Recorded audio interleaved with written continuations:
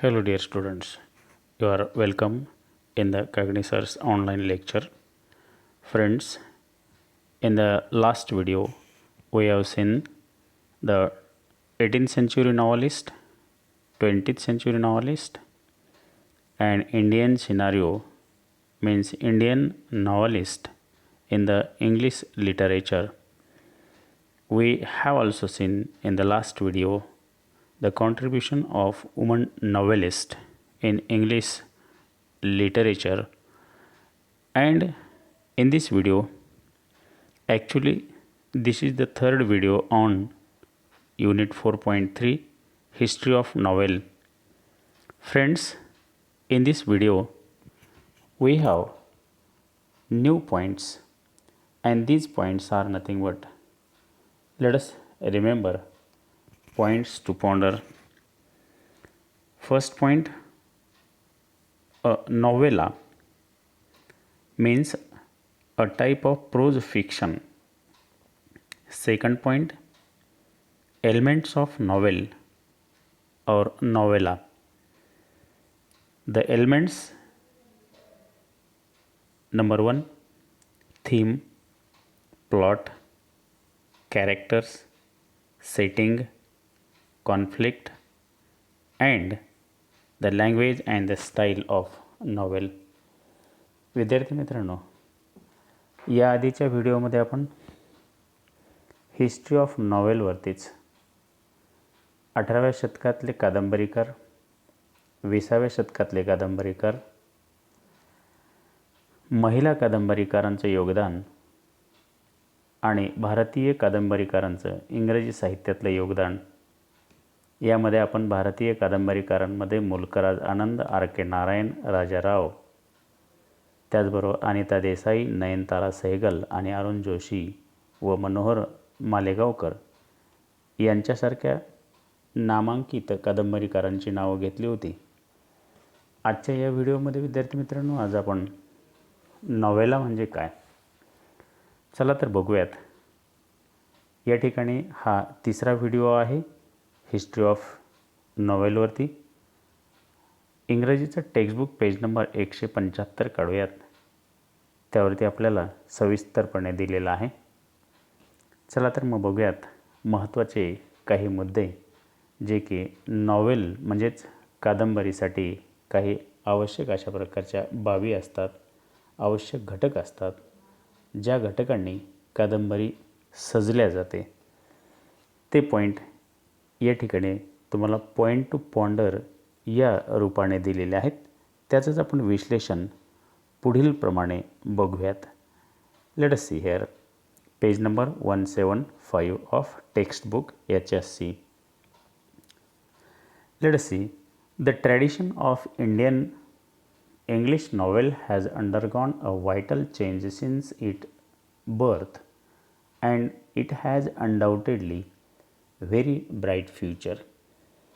आणि तसं जर पाहिलं, आपण आधीच्या व्हिडिओमध्ये पाहिलेलं आहे, भारतीय इंग्रजी साहित्यामध्ये कादंबरीचं जे काही प्रथा, परंपरा आणि त्यानुसार आलेलं जे काही लिखाण आहे, त्या लेखामध्ये प्रचंड प्रमाणामध्ये बदल झाले आणि भारतामध्ये इंग्रजी साहित्यात कादंबरीला अनन्यसाधारण महत्त्व प्राप्त झालं आणि त्याच पद्धतीने चांगल्या प्रकारचं भविष्यही प्राप्त झालं.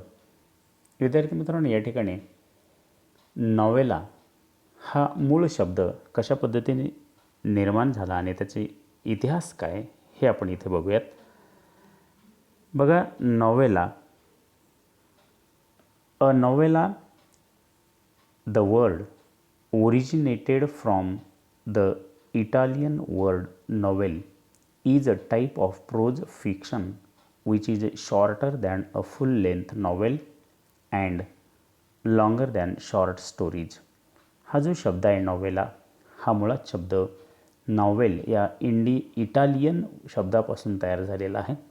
आणि novel means a type of pros, एक प्रकारचा धडाच, परंतु जो की कादंबरीपेक्षा लहान आणि शॉर्ट स्टोरी म्हणजे छोट्या गोष्टी ज्या आहेत, लहान लहान गोष्टी, त्याच्यापेक्षा मोठा, अशा पद्धतीने नॉवेला हा शब्द निर्माण झाला.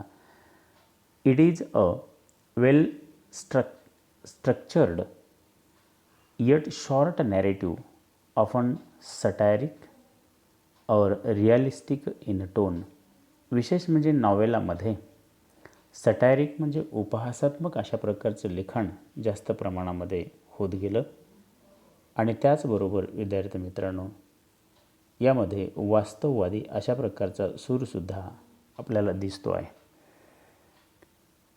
त्याच पद्धतीने जर आपण पुढे पाहिलं, it usually focuses on one incidents or issue with one or two main characters and take place at the single tradition.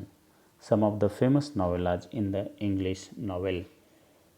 तसं जर पाहिलं तर आपण साधारणपणे एखाद्या घटनेवर किंवा एखाद्या किंवा दोन मुख्य पात्राच्या समस्येवर आधारित ही नॉवेला कादंबरी आधारित असते आणि हा जो प्रकार आहे तो इटालियनमधला गद्य प्रकार आहे. कादंबरीचे विशेष करून या ठिकाणी काही नावं दिले आहेत नॉवेला या प्रकाराची. त्यामध्ये इथे बघा आपल्याला दिलेलं आहे the Heart of Darkness by Joseph Conrad. अतिशय प्रसिद्ध अशा प्रकारची कादंबरी आहे. Number 2 the Turn of Screw by Henry James या ठिकाणी आपल्याला मेन्शन केलेलं आहे. Number 3 Billy Budd Herman Melville. Number 4 Death in Venice by Thomas Mann. त्यानंतर Seize the Day by Saul Bellow and Pearl by John Steinbeck. ही जी काही उदाहरणं आपल्याला या ठिकाणी दिलेली आहेत मित्रांनो, ती उदाहरणं विशेष करून आपल्याला या ठिकाणी नॉवेला या प्रकाराची आणि त्यामध्ये प्रसिद्ध अशा प्रकारचा जर प्रकार तुम्ही पाहिला तर तो प्रकार आहे the Heart of Darkness, Joseph Conrad यांचा अतिशय प्रसिद्ध अशा प्रकारची कादंबरी. पुढे आपण पाहत असताना विद्यार्थी मित्रांनो बघा की आपल्याला कादंबरीमध्ये सर्वात महत्त्वाचे आवश्यक घटक कोणते कोणते आता ज्यामुळे कादंबरी सजल्या जाते त्याच्यामध्ये साधारणपणे पुढील प्रमाणे काही पॉईंट आहेत आणि आपण पॉईंट टू पॉन्डरमध्ये सुद्धा ते पॉईंट बघितलेले आहेत. हे तुम्हाला विशेष करून या ठिकाणी सांगायला आवडेल. यामध्ये परत पहा एकदा थीम आहे, प्लॉट आहे, कॅरेक्टर आहे, सेटिंग आहे, कॉन्फ्लिक्ट आहे आणि लँग्वेज आहे. हे कशा पद्धतीने आपल्याला कादंबरी सजवितात ते बघूयात. There are 6 elements essential of novel and novella. Novel or novella. All these factors may be related to one another in work by and author.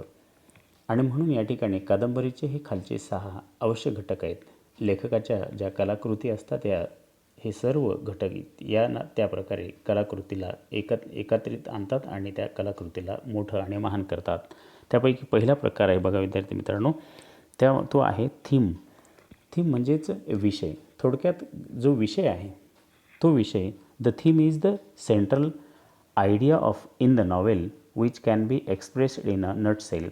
It is a philosophical statement or a truth which is a writer has put forth through the narration of the series of event in the story and characters acting the particular setting. यामध्ये बघा इथे थोडक्यात व्यक्त होऊ शकणारी ही कादंबरीची मध्यवर्ती कल्पना आहे विषय म्हणजे, आणि विशिष्ट पार्श्वभूमीवर कथेतील घटनांच्या आणि पात्रांच्या अभिव्यक्तीतून लेखक एक तत्त्वज्ञानात्मक विधान किंवा सत्य या ठिकाणी मांडत असतो. त्याला विषय असं म्हटलेलं आहे आणि तो एक याचा मध्यवर्ती कल्पना आहे आणि तो एक गाभा आहे पूर्ण कादंबरीचा. Number 2 plot. याला आपण साधारणपणे कथानक असं म्हणत असतो.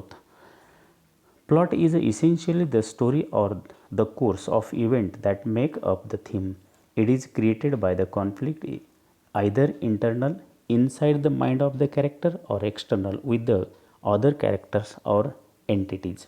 या ठिकाणी बघा प्लॉट ही मुख्यत्वे करून विषयाला आकार देणारी आणि घटनांची एक मालिका करणारी गोष्ट आहे.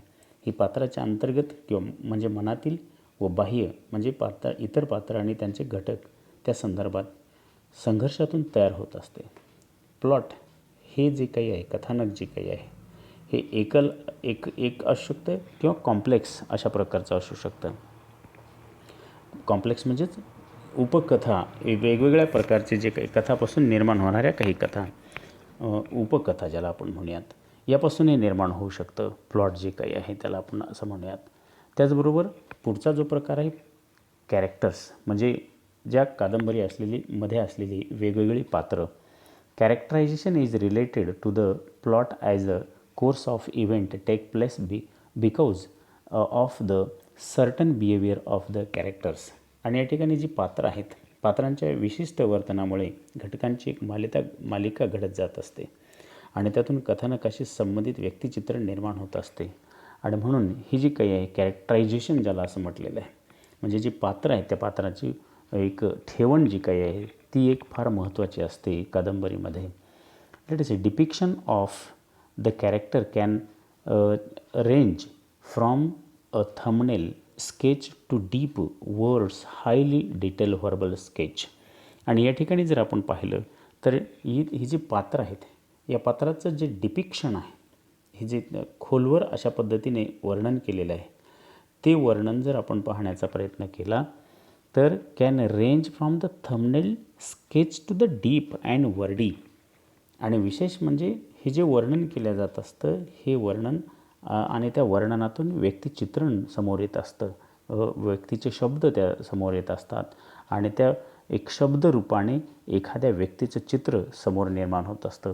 कादंबरीमध्ये पूर्ण जर आपण कादंबरी वाचत जर गेलो तर त्या शब्दातून ते चित्र आपल्या डोळ्यासमोर दिसते की हे पात्र कसं असू शकेल म्हणून. The important character may have been described in its very aspect by the writer. आणि या ठिकाणी सगळ्यात महत्त्वाची गोष्ट आहे, जे महत्त्वाचं कॅरेक्टर असतं ते कॅरेक्टर या ठिकाणी जो रायटर आहे तो रायटर त्याला सगळ्या कॅरेक्टरपेक्षा एक जास्त अशा पद्धतीने सजवीत असतो आपल्या शब्दांनी.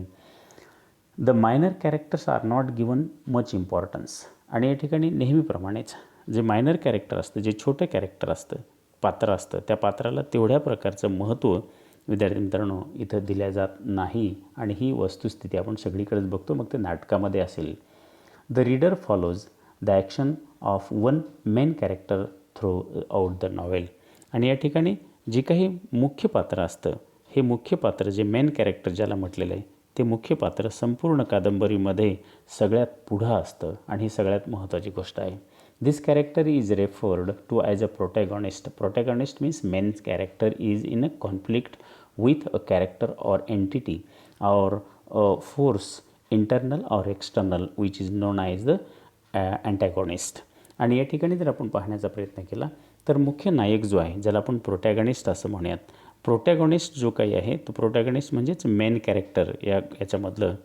आणि तो प्रोटॅगॉनिस्ट जे काही असतं त्याच्या इंटरनल म्हणजे अंतर्गत आणि बाह्य अशा दोन्ही गोष्टी कधी त्या ठिकाणी त्या मुख्य पात्रामध्ये असतात. आणि म्हणून नायकाच्या विरोधात असणाऱ्या पात्राला किंवा घटकाला कधीकधी या ठिकाणी त्या कादंबरीमध्ये अँटॅगॉनिस्ट म्हणजेच आपण ज्याला खलनायक असं म्हणूयात, खलनायक असं म्हटलं जातं. आणि या पात्रांमध्ये खलनायकसुद्धा असतो आणि नायकसुद्धा असतो. पुढचा प्रकार बघा महत्त्वाचा जो काही आहे तो आहे सेटिंग. सेटिंग म्हणजे आपण इथं म्हणूयात अशा पद्धतीने देखावा दाखल करणे किंवा एक शुद्ध भाषेमध्ये आपण त्याला नेपथ्य असं म्हणूयात. Setting is the background in which the story take place. आणि म्हणून जे कथानक आहे त्याची पार्श्वभूमी सगळ्यात महत्त्वाची आहे. त्या पार्श्वभूमीवर आधारित कथा या ठिकाणी असते विद्यार्थी मित्रांनो. आणि म्हणून there are several aspects of setting. It includes place, period, time, climate, weather and lifestyle. आणि या ठिकाणी जर तुम्ही पाहिलं सेटिंगमध्ये तर सेटिंगमध्ये बघा या ठिकाणी इथे काय महत्त्वाचं दिलेलं आहे, फार काही गोष्टीवर अवलंबून आहे सेटिंग. त्यामध्ये प्लेस आहे, पिरियड म्हणजे कालावधी आहे, टाईम आहे वेळ आहे, क्लायमेट हवामान आहे, वेदर इथं हवामान अशा पद्धतीने, आणि लाईफस्टाईल कशा पद्धतीने जीवन जगण्याची पद्धती आहे ती या ठिकाणी विशेष करून वर्णन केल्या जात असते मित्रांनो. Plot and character are two major elements that are affected due to setting. आणि इथं नंबर 2चा जो प्रकार आपण बघितला होता प्लॉट, आणि इथं पात्र जी कॅरेक्टर्स जे आहेत ही या सेटिंगला सपोर्ट करण्यासाठी फार महत्त्वाचे घटक आहेत. त्याचा परिणाम फार महत्त्वाचा याच्यावरती सेटिंगवरती होत असतो. पुढचा प्रकार बघा विद्यार्थी मित्रांनो आवश्यक असलेल्या कादंबरीला तो आहे कॉन्फ्लिक्ट. कॉन्फ्लिक्ट म्हणजे याला थोडंसं असं म्हणूयात काही पात्रांमध्ये असलेला संघर्ष. The struggle between the opposite forces in the story is called the conflict. Conflict in the story provided interest and curiosity about the plot. आणि म्हणून संघर्ष जो आहे कथेतील विरोधी शक्तीमधील म्हणजे जो नायक असेल खलनायक असेल यांच्या संघर्षामुळे कथानकाविषयी एक कुतूहल निर्माण होतं आणि जिज्ञासा निर्माण होते. क्युरिओसिटी म्हणजे आपल्याला पुढे पुढे काय होईल असं वाचत राहतं माणूस. पुढचा जो प्रकार काय आहे अतिशय आवश्यक असलेला प्रकार कादंबरीसाठी तो आहे लँग्वेज आणि स्टाईल. कशा पद्धतीने भाषा असायला पाहिजे आणि कशा पद्धतीने कादंबरी लिहिण्याची स्टाईल असायला पाहिजे. The language and the technique used by the author for the narration of the course of event is known as a style.